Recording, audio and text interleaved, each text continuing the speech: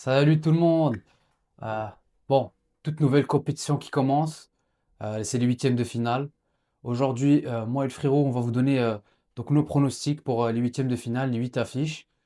Évidemment, vous aussi, n'hésitez pas à nous donner votre avis en commentaire. Et on commence. Alors moi, je vais commencer avec Tunisie-Mali. Bon, affiche assez serrée, hein, Ouais, bien Tunisie-Mali. sûr. Deux équipes très physiques qui sont très réputées pour une défense solide. On l'a vu, la Tunisie en phase de groupe, c'était plus compliqué offensivement, à part le premier match. Le Mali aussi, le Mali a eu beaucoup de difficultés au niveau offensif. Ils ont mis très peu de buts. Mais on connaît l'impact physique qu'ils sont capables de mettre, notamment face au Maroc. Ils ont fait une très très belle rencontre dans le pressing, dans l'intensité. Moi, je vois un match très serré. Pour être honnête, je vois un 0-0 sur les 120 minutes, donc incluant les prolongations et penalty. Et au tir au but, je vois la Tunisie s'en sortir. Ouais, d'ailleurs, ça devient un petit classique des Coupes d'Afrique. C'est vrai, hein, on l'a eu. Tunisie-Mali, on l'a eu assez souvent, notamment avec Ouais, Il y a deux cannes, il y a deux cannes où le comme ça. fameux arbitre Siko Eze ou quelque chose comme ça. Ah, Exactement, ouais. le fou qui a arrêté le match à la 85e. Donc, bon, moi, je vais parler du prochain match qui sera le Sénégal contre le Soudan.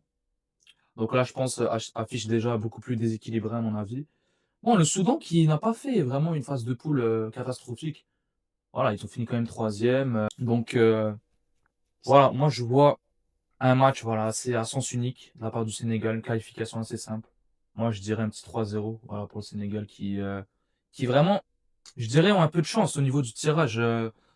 Sur ces dernières CAN, là, ils se retrouvent du bon côté, le côté gauche. Normalement, pour le Sénégal, c'est un tout droit en demi-finale minimum. C'est vrai, c'est vrai.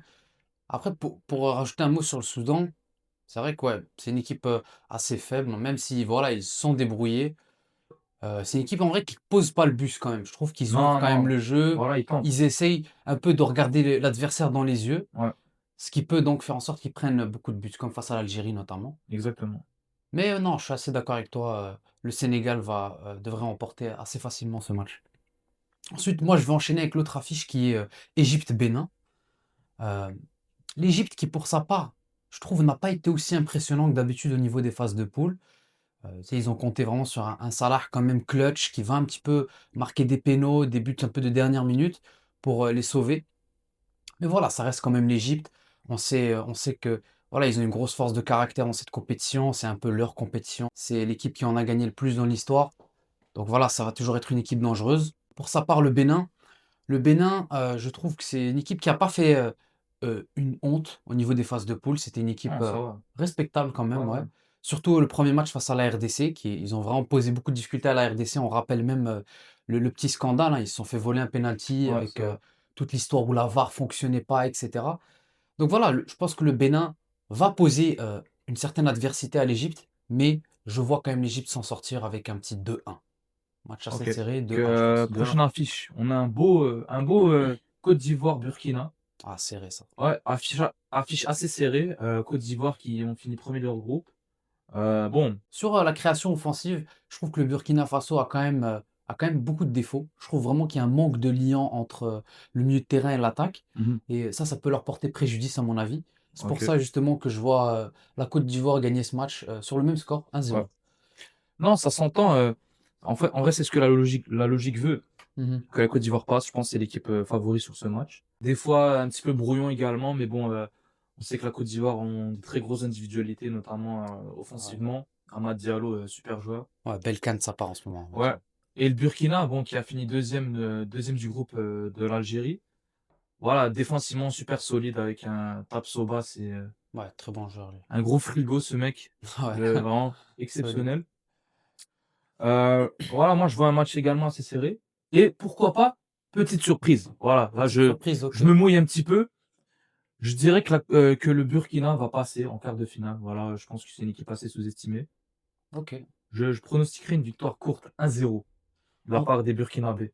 Ouais, respectable, ça peut se faire, mais honnêtement, Ouais, premier match où je suis en désaccord avec toi. ok. Parce que moi, je pense que je vois quand même la Côte d'Ivoire Ah, ça un peu s'entend, ça au-dessus. s'entend. Moi, pourquoi je vais te dire la Côte d'Ivoire sur le même score, 1-0, Ouais, mais je vois la Côte d'Ivoire parce que, bah, en fait, meilleure qualité offensive notamment, avec un Amad Diallo excellent, un Yann Diomandé virevoltant, un top joueur lui aussi très jeune. Le problème du Burkina, évidemment, la solidité défensive n'est pas à remettre en question. Hervé Kofi, excellent gardien. Du Arsène Kouassi, du Tapsoba, on Ouais. connaît leur qualité. Mais voilà, on se mouille un petit peu parce que moi, ils m'ont pas fait une mauvaise impression, le Burkina, surtout face à l'Algérie. Voilà. Ouais, Puis, OK, l'animation offensive est pas top, mais voilà, tu as quand même des ailiers assez dangereux comme, Bertrand Traoré, Dango Ouattara. Donc, je pense qu'ils peuvent, faire mal à la défense ivoirienne mhm. et voilà. Sinon, donc, bah, moi, je vais enchaîner sur la prochaine affiche qui est Cameroun-Afrique du Sud. Très belle affiche aussi, Ouais, assez serrée. L'Afrique du Sud, pour sa part, qui a, je trouve, eu un petit peu de mal au niveau des phases de poule. J'ai pas retrouvé cette Afrique du Sud d'Hugo Bros qui est très dangereuse, etc. Bah, on les connaît, ça reste quand même une équipe à ne pas sous-estimer, hein. Ils ont beaucoup de locaux qui jouent ouais. tous un peu aux Pirates, etc., qui est un championnat très relevé en Afrique. Mais pour moi, le Cameroun m'ont fait une assez belle impression, je trouve, notamment avec leur coach avec une petite tête de Camerounais un peu, Ouais. bien local. Non, franchement, le coach, je trouve qu'il a amené beaucoup de stabilité dans cette sélection, qui en avait bien besoin, avec un Samuel Eto'o qui a vraiment beaucoup d'ego, qui a du mal un petit peu à se mettre en retrait et laisser les autres travailler. Ah, quelle enflure ce mec. Ouais. Vraiment, je le déteste.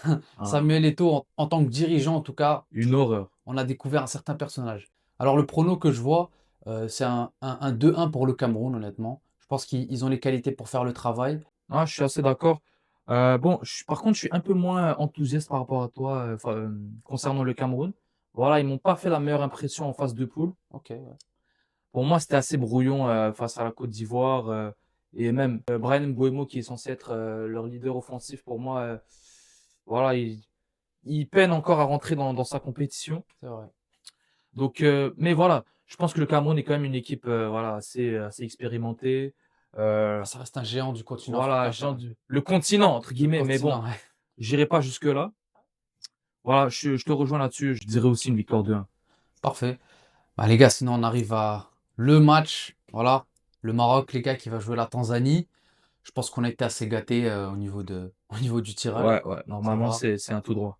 Huitième de finale, on joue la Tanzanie. C'est pas un adversaire, c'est pas l'adversaire le plus compliqué en tout cas. On sait qu'ils sont qualifiés assez limite en tant que meilleur troisième. Je pense que c'est la première qualification en huitième de leur histoire, hein, la Tanzanie. Oui, il me semble, oui, oui. Donc voilà, je pense qu'on devrait faire le travail normalement. Si Regragui nous pond pas une idée dont lui seul a le secret, Exactement. je pense que le Maroc devrait se qualifier assez facilement et je verrai une belle victoire 3-0 pour rester sur la continuité du dernier match. Je te rejoins, même moi, je verrais bien une victoire, avec beaucoup de buts.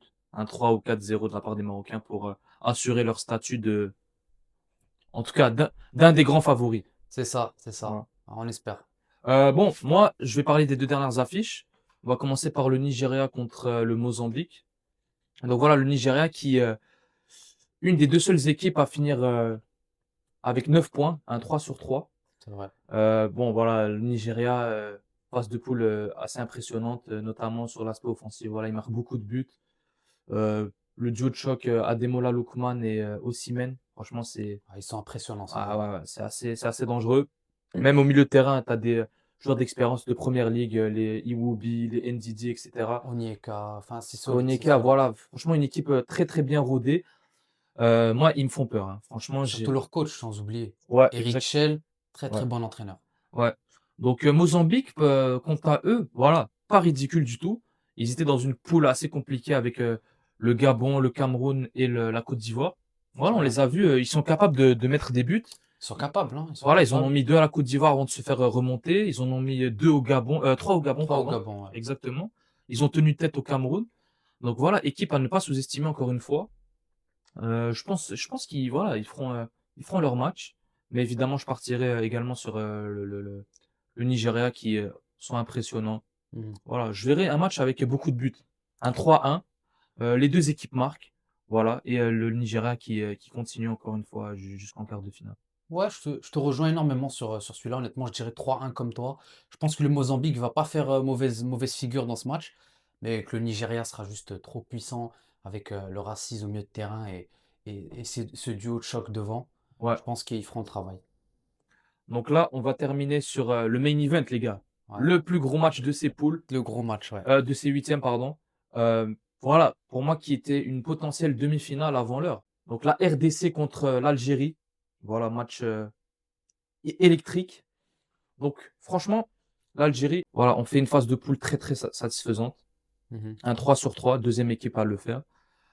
Moi, ça m'a rassuré de ce que j'ai vu. Tu viens dans les meilleures conditions possibles pour affronter les Congolais. Même le dernier match, tu fais tourner tes joueurs un petit peu, Mhm. mais tu mets quand même 3-1 à la Guinée équatoriale, voilà, avec un jeu Joga Bonito. Ouais, C'était très très magnifique. beau match. Les Congolais aussi qui, voilà, ils ont fait une top phase de poule, finissent juste derrière le Sénégal, mais à vrai dire, bon, ils ont fini à égalité, ça s'est juste joué à la différence de but. Concernant les individualités congolaises, voilà, on l'a vu que défensivement, ils sont très solides. Mhm. Passant par leur patron en défense, Chancel Mbemba, qui voilà, est un super joueur, un peu arrogant des fois, hein. Ah, la justice de Dieu. Faudrait lui faire fermer sa bouche. Mhm. Aussi, passant par des top latéraux, Wan-Bissaka, etc. Et voilà, Masuaku aussi. Enfin, voilà, vraiment des très Masuaku. bons joueurs. Offensivement aussi, des Ah oui. flèches sur les côtés. Ouais, les Bonganda, les Meshak Elia sur les côtés, ça va très très très vite. Mais après tout ça, je pense quand même que l'Algérie va faire le boulot face aux Congolais. Voilà, on les a vus récemment sur les réseaux. Ils prennent un peu la grosse tête. Voilà, ça n'a jamais été une grande nation africaine. Maintenant qu'ils ont deux, trois joueurs cohérents, ça commence à faire les malins. Il Ouais. faudra les redescendre sur terre le plus rapidement possible. Donc je vois une victoire 2-1 maîtrisée de la part d'Algérie. Voilà, il faudra juste se gérer offensivement parce qu'on l'a vu sur la phase de poule. On s'est procuré beaucoup d'occasions, mais des fois, il y a beaucoup de déchets Mhm. offensivement. Donc, il faudra vraiment être efficace et létal devant pour remporter ce match. Qu'est-ce que tu en penses? C'est clair, c'est clair. Honnêtement, je te rejoins. Je te rejoins sur le prono du 2-1. Honnêtement, je trouve que l'Algérie a des grandes qualités, notamment offensives. Ouais. On l'a vu avec les Maza, les Moussa qui peut rentrer du banc, Mahrez en mode taulier Mhm. depuis le début de cette compétition. La seule clé du match, honnêtement, principale que je dirais, ça serait peut-être du côté de Ait Nouri. On a vu que ça n'a jamais été un latéral très très très défensif. C'est un Ouais, top joueur offensivement, on l'a vu, mais défensivement, il a certaines lacunes. Et on va voir s'il est capable de se gérer face à des flèches, des joueurs très virevoltants comme Elia et Bongonda. Est-ce qu'il va être capable de ne pas être une passoire, entre guillemets? c'est vrai. Franchement, si l'Algérie est capable de faire ça, comme tu as dit, rester très efficace devant le but, être clinique, je pense qu'ils vont être capables d'aller chercher cette victoire 2-1. Voilà, je pense qu'on a fait le tour à peu près de tous ces matchs. Euh, Faites-nous part en commentaire de vos avis, de vos pronostics. Voilà, Mhm. on peut pas avoir juste sur tous les matchs. C'est sûr. Donc, maintenant, on va voir ce que ça donne. Évidemment, on vous donne rendez-vous pour les débriefs et pour les cartes finales et on Bien verra ce sûr. que la suite de la compétition nous réserve. Et sur ce, les gars, passez une bonne journée et ciao! Ciao les gars.